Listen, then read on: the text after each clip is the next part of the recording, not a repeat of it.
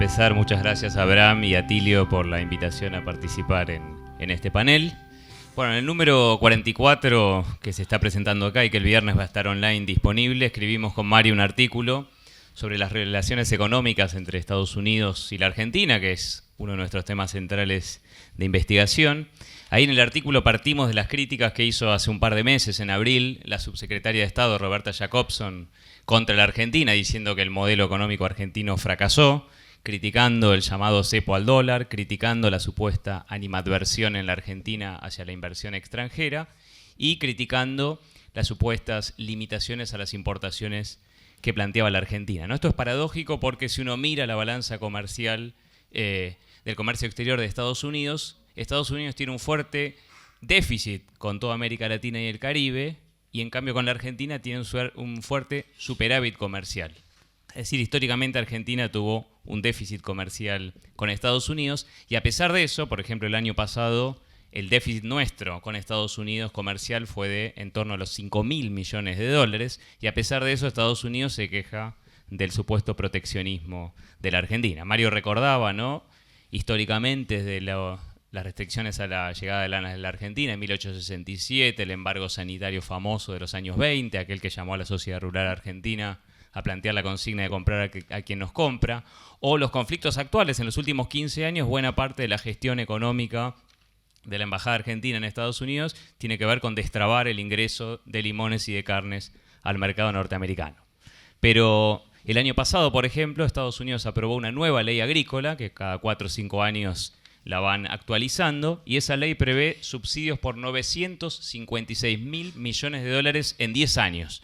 Quiere decir que gasta Estados Unidos 100.000 millones de dólares para subvencionar a sus productores agrícolas, lo cual genera, como denuncia la Argentina y otros países, efectos distorsivos en el mercado internacional. Y así todo nos acusan a nosotros de proteccionistas, ¿no? Justamente el tema de los subsidios de Estados Unidos, la Unión Europea y Japón son los que trabaron las negociaciones en la OMC en los últimos años, sobre todo en el 2003, y trabaron también el proyecto del ALE. Bueno, todo esto está en el artículo, no voy a hablar de eso hoy, ¿sí? Es más, permítanle pasar un chivo que no corresponde, pero acabo de ver que el número se llama Relaciones Peligrosas, como mi último librito, que habla así de las relaciones entre Argentina y Estados Unidos, así que no voy a hablar de eso. Pura casualidad, pero me gusta el título que eligieron. Bueno, voy a hablar de otro tema hoy. Voy a hablar de otro tema que me preocupa mucho y lo cual me dedico a investigar también, que son las relaciones entre Estados Unidos y América Latina. ¿Sí? No voy a hablar de Argentina y Estados Unidos, sino de Estados Unidos y toda la región. Teniendo en cuenta dos preguntas fundamentales, ¿no? Porque uno de los ejes del número 44 de esta revista es la discusión sobre la declinación de Estados Unidos. Algunos ya la dan por descontada, otros dicen, bueno, es una tendencia, va a ocurrir en el mediano, en el corto plazo, ¿qué va a pasar? Habrá otra potencia que reemplace a Estados Unidos, como pasó en el periodo de entreguerras entre Gran Bretaña y Estados Unidos. Habrá una nueva reconfiguración de lo que algunos llaman el imperio del capital, con una participación de potencias emergentes. Bueno, esto es todo parte de un gran debate que se está dando hoy en día, pero yo me voy a enfocar en América Latina con dos preguntas fundamentales. La primera es discutir o plantear si efectivamente América Latina, o nuestra América, yo prefiero hablar de nuestra América, entendiendo a nuestra América por los 33 países del continente que no son ni Estados Unidos ni Canadá, lo que tradicionalmente se llama América Latina y el Caribe, si nuestra América es irrelevante para Estados Unidos. ¿Sí? Algunos analistas, sobre todo Estados Unidos, dicen, bueno, nuestra región es irrelevante para Estados Unidos, por lo tanto hay que alinearse y no confrontar con Estados Unidos porque es la única manera de evitar de hacer que nos presten un poco de atención, ¿no? Leía, por ejemplo, una nota de Andrés Oppenheimer, supongo que lo conocen, ¿no?, que reseñaba que en los 2 primeros años de John Kerry como secretario de Estado viajó 65 veces fuera del país, fuera de Estados Unidos, solo 6 a América Latina, ¿no? Un indicador de la poca relevancia de la región.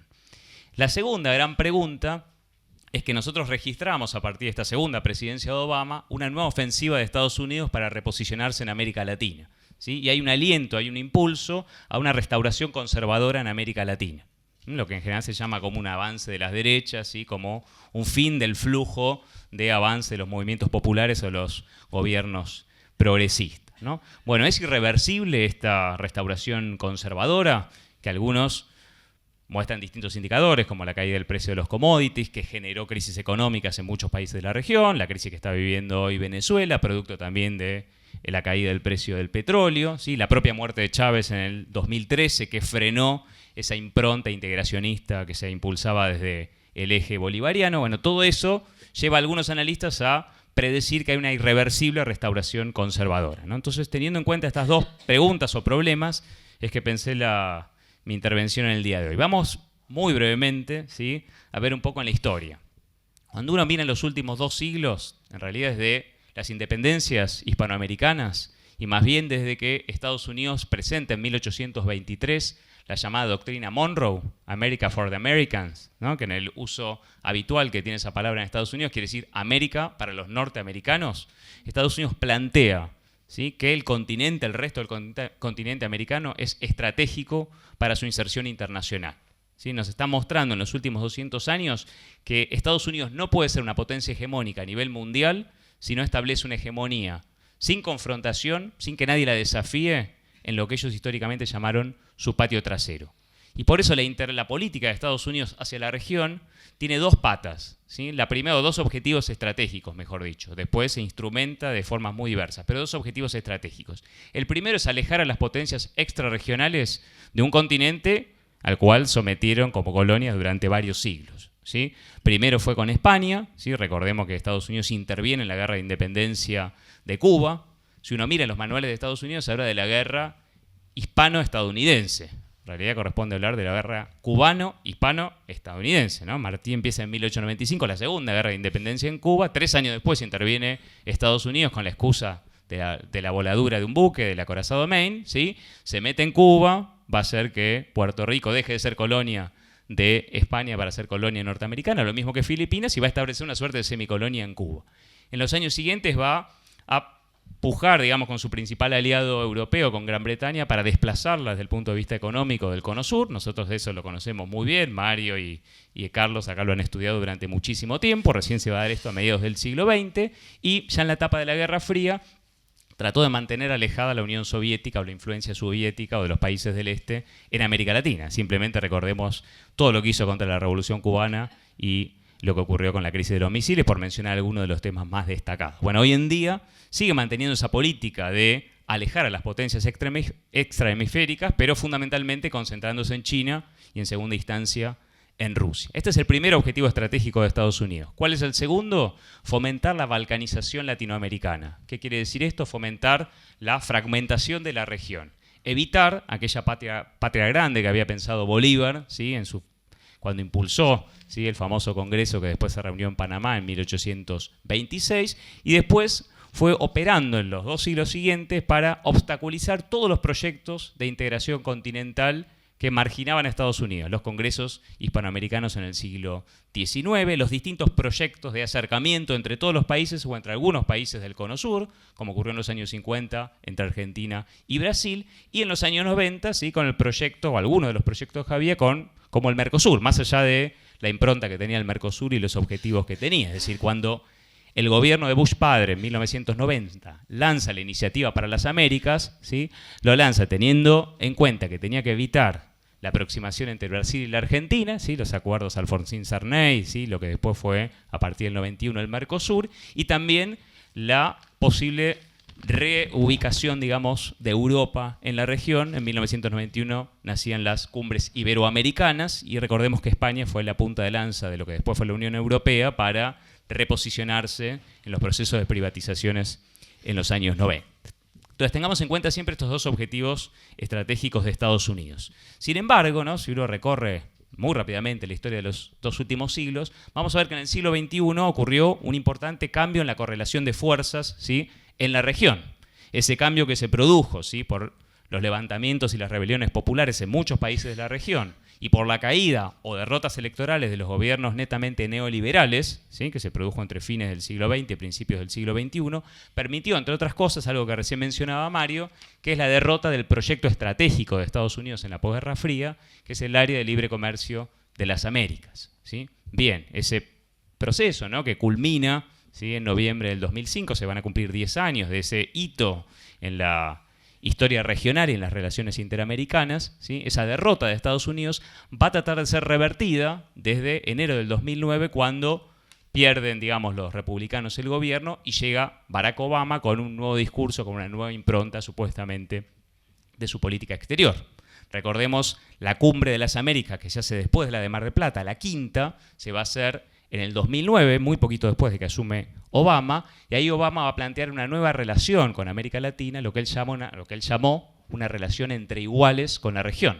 ¿Se acuerdan de esa cumbre que se reúne incluso con Evo Morales, que había sido muy crítico de Estados Unidos? Se reúne con el propio Chávez, ¿no? Cuando Chávez le regala las venas abiertas de América Latina y lo transforma en un bestseller en Estados Unidos. Esa actitud genera cierta empatía con algunos, cierta esperanza con algunos gobiernos de la región, pero eso rápidamente se va a trastocar en una decepción. ¿Por qué? Porque una semana después se produce el golpe de Estado en Honduras contra Manuel Zelaya, contra un gobierno que era parte del ALBA, porque no va a cumplir Obama su promesa que firmó a los 3 días de asumir, que es que en un año iba a cerrar la cárcel de Guantánamo, de hecho sigue abierta al día de hoy, porque va a mantener la cuarta flota del Comando Sur que había restablecido Bush después de 50 años en el año 2008, porque mantuvo su política de desestabilización de los gobiernos que no eran afines a Estados Unidos, porque mantuvo la llamada guerra contra las drogas que se inició en los años 70, impulsada por el gobierno de Nixon, y porque mantuvo esa intervención militar con bases de nuevo tipo, ¿no? No está hoy Thelma Luzani, pero ella escribió hace muy poco un libro muy bueno, que se llama Territorios Vigilados, donde ella analiza,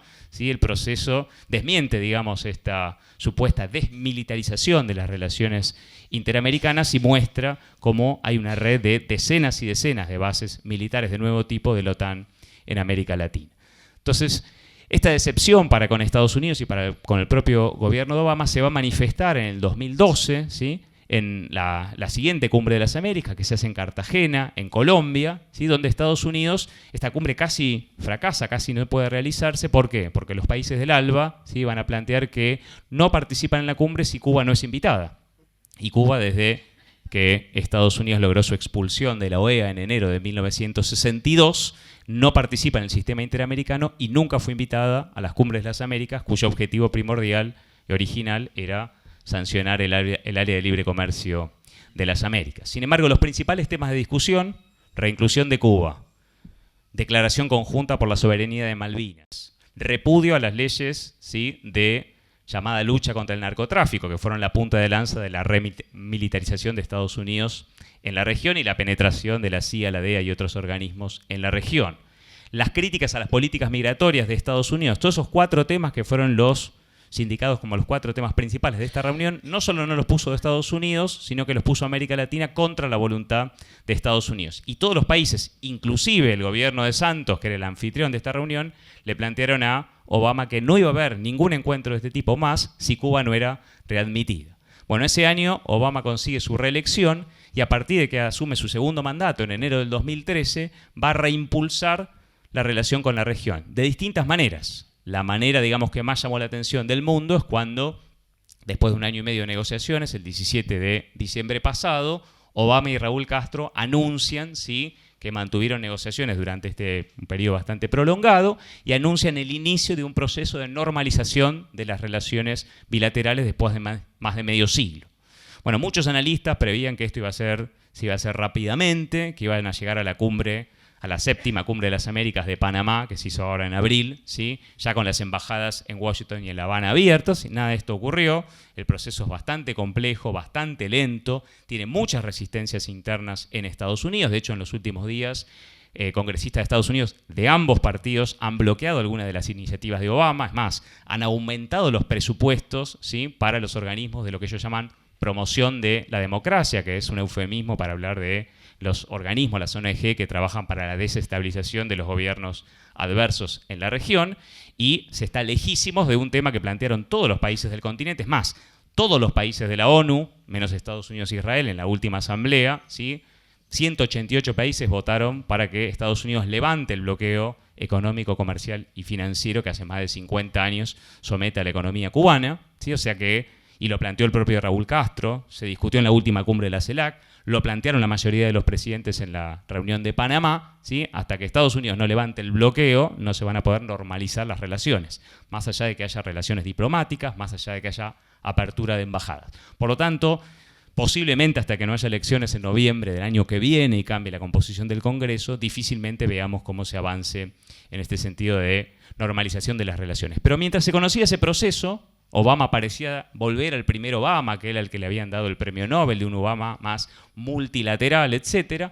Al mismo tiempo, el 9 de marzo, conocimos la famosa declaración del gobierno de Estados Unidos que planteaba que Venezuela era una amenaza extraordinaria para la seguridad nacional de Estados Unidos, lo cual abría la puerta para cualquier tipo de acción contra un gobierno constitucionalmente electo como es el gobierno de Nicolás Maduro. Bueno, esto generó, digamos, movió todo el avispero regional, fue, junto con el tema de Cuba, el principal tema de discusión en la última cumbre de Panamá, y lo que hace esto, que ejemplifico nada más en estas dos políticas, pero lo que hace esto es mostrar cómo Estados Unidos actúa con la estrategia o con el instrumento del garrote y de la zanahoria, ¿sí? Y esto lo analizamos a lo largo de todo el siglo XX, desde 1898 para acá.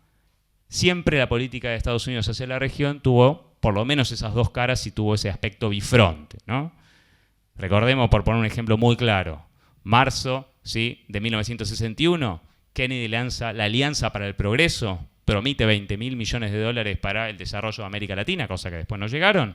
Unos días después, la invasión a Playa Girón, ¿sí?, organizada por la CIA, financiada, como tuvo que reconocer el propio Kennedy luego de su fracaso. Bueno, esto hay que tenerlo en cuenta, ¿sí?, cuando analizamos la política de Estados Unidos hacia la región. Siempre tiene estos dos aspectos, que en algunos les puede parecer contradictorios, pero que en realidad son complementarios. Vamos ahora, para cerrar, que nos quedan 4 minutos, 5 más, ¿sí?, el tema de la segunda pregunta.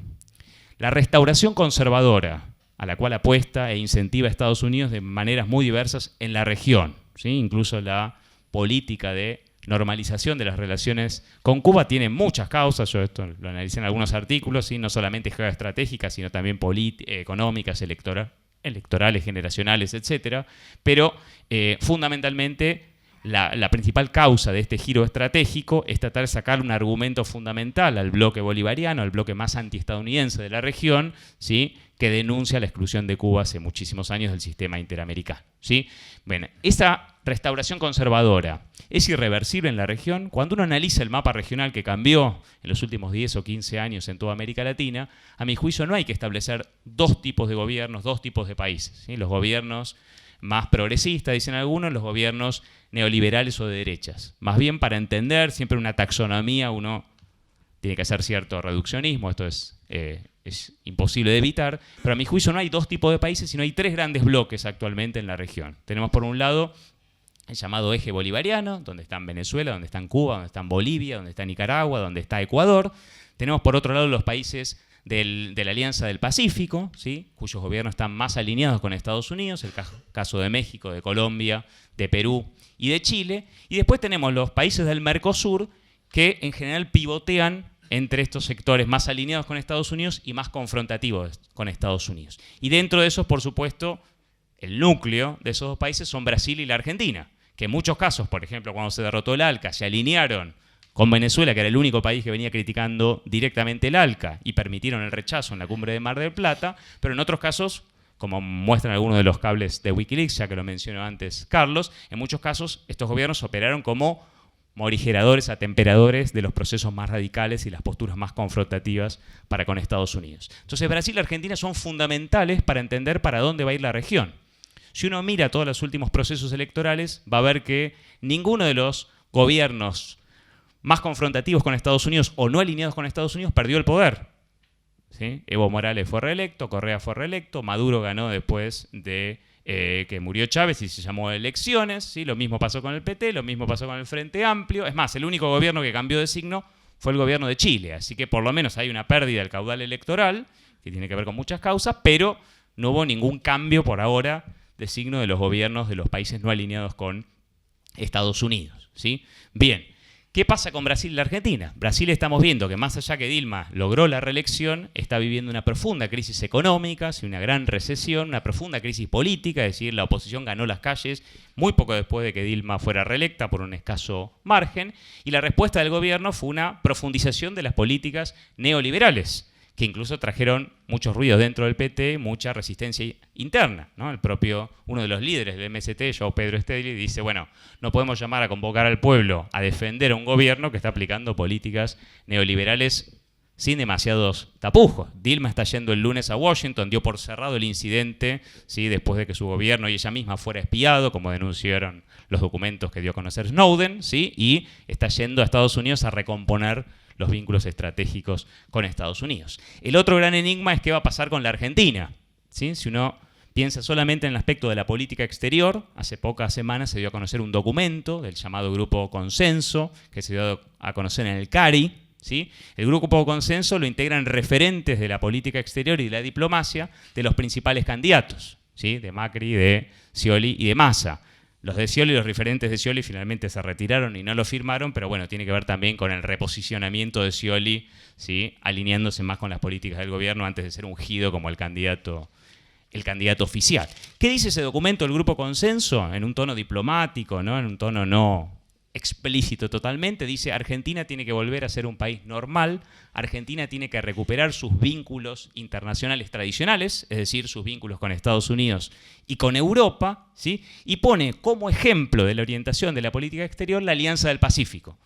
Ni menciona el Mercosur, ¿sí? Y esto va de la mano con las presiones, y con esto cierro, que hay tanto en Estados Unidos, tanto en Brasil como en la Argentina, para avanzar en acuerdos de libre comercio. Es decir, Estados Unidos, después del ALCA, avanzó con otra estrategia de hacer tratados de libre comercio bilaterales, no pudo lograr un acuerdo de todo el continente, pero está avanzando, o avanzó, en la aprobación de TLCs bilaterales, y al mismo tiempo está impulsando el acuerdo transpacífico, ¿sí?, donde participan algunos países de América y también participa, por ejemplo, Australia o Canadá, para tratar de cercar a China, ¿sí? Dentro del continente impulsa lo que mencioné antes, la Alianza para el Pacífico, que tiene 4 miembros fundadores, ¿sí?, pero tiene más de 30 países que están como observadores, incluidos algunos del Mercosur, ¿sí?